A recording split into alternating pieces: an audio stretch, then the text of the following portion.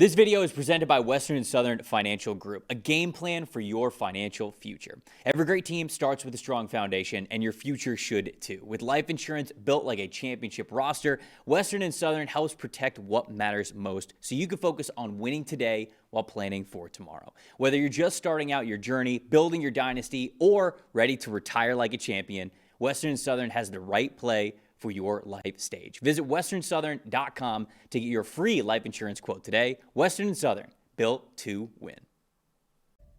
You guys can take a look at the fully unlocked PFF player prop tool with a PFF Plus subscription, which I'll mention again, Holiday 30 gets you 30% off that PFF Plus subscription there. So check it out, guys. Next game that we're talking about here, the Giants and the Minnesota Vikings. This game's in New York in MetLife.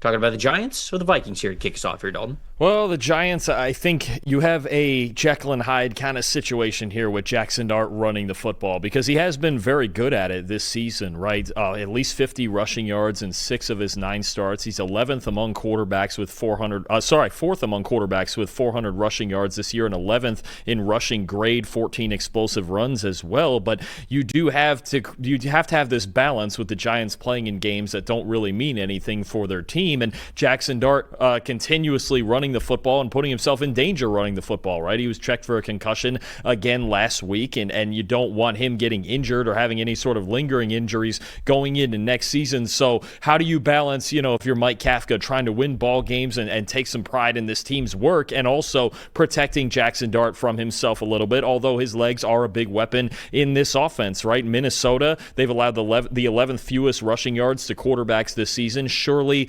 obviously, Brian Flores is going to know, hey, we got to keep this guy in the pocket and make him beat us with his arm. But I think that really is a big storyline, is Jackson Dart running the football. How much is he going to do it? How often is he going to put himself in danger? I don't know if you saw I believe it was a Hard Knocks NFC East clip that they were showing of Dan Quinn talking about playing the Giants last week and going, hey, he's going to put himself in danger. We got to hit him over and over and over and see where it goes, see if he'll give up the football when we do hit him, when he takes off running. I think that's going to be a theme again this week. And Dart, if it's me, I'm asking Dart to protect himself these last 3 games because I need him for next season.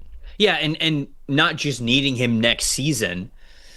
I think this sort of goes back to some of the points that we have made about quarterbacks and just offensive game plans and how much you can learn over these next 3 weeks. The New York Giants currently have the number 1 overall pick in the 2026 NFL draft. They're not going anywhere when it comes to the playoffs. You're basically just trying to find answers for the next season.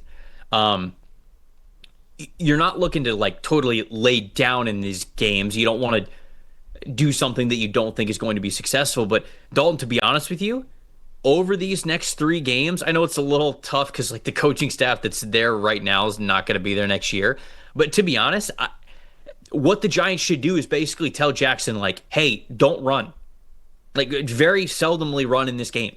We're going to operate. We're going to call this offense. We're going to operate this offense for you to be a pocket passer. That is what would be best with Jackson Dart, because then you can get the best look possible at what he is as a pocket passer over the next 3 games, to then find whatever the right mix is for him as a runner and a passer going into next season. So I think that what I'm saying is sort of like a fairy tale. I just don't know if that can really exist given the situation of everything that's going on with the Giants, with who's calling the plays and who's the head coach and who's not going to be there next year, all that kinds of stuff. But the best course of action for the Giants is, in my opinion, to just tell Jackson Dart, win from the pocket.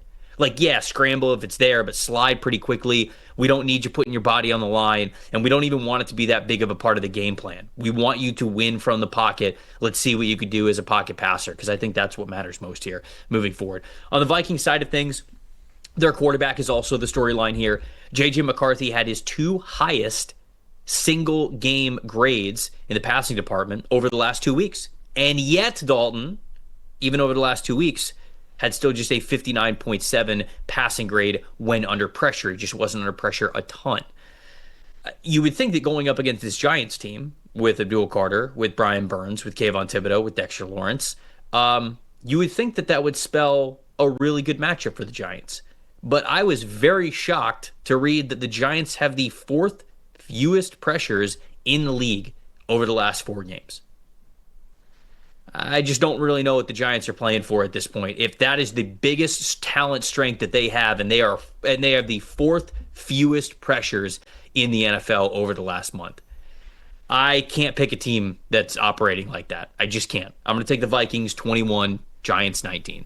I'm going to take Minnesota as well, and one of the themes for me is that in each of the 4 games that J.J. McCarthy has won, he's had 25 or fewer pass attempts. I think the efforts of Kevin O'Connell lately to balance this offense out more with the run game and protect McCarthy from himself a little bit is going to be really helpful against this Giants run defense that has not been very good all season. So I think actually very quietly you could get a big game out of Aaron Jones and or Jordan Mason here. I think the balance in Minnesota's offense makes a difference. I've got the Vikings 23-19.